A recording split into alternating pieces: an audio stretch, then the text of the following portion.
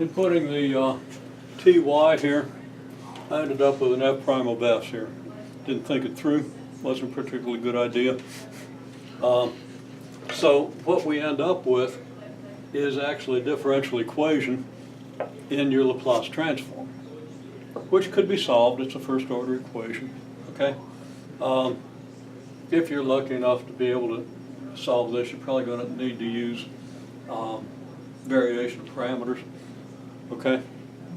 On this function over here, the non-homogeneous part. Homogeneous part's easy enough, unless f prime of s has some kind of special relationship with f of s, okay?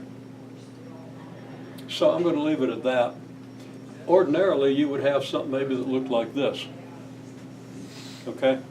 If we didn't have an f prime, you might have an equation that looks like this. Well, divide through by s, okay? Right. And now you got your Laplace transform. It's going to be a rational function, okay?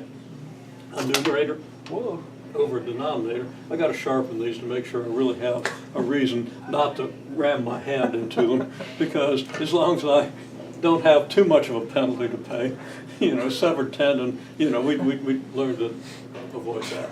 Okay, well, anyhow. It wouldn't be that hard to sharpen it. I just never get around to it. Okay, you know, blood loss, that's another, yeah, you wouldn't lose that much to a finger, I think.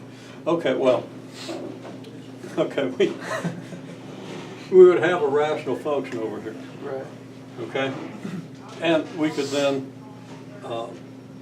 use integration by parts. I mean, by partial fractions. And so forth in order to recover our function, okay? Now, we wouldn't use an integration. We reduce this down to a bunch of rational expressions, kind of like this one, that would have formulas in our table. And again, as I've said, the formulas in the table are not mysterious. We've done several of them, and we could easily do more, but we're probably not going to take the time, okay? Okay, so we want to move on to something else here real quick. It's really pretty neat, and this gets to how you deal with a voltage function that goes constant and then reverses sign periodically.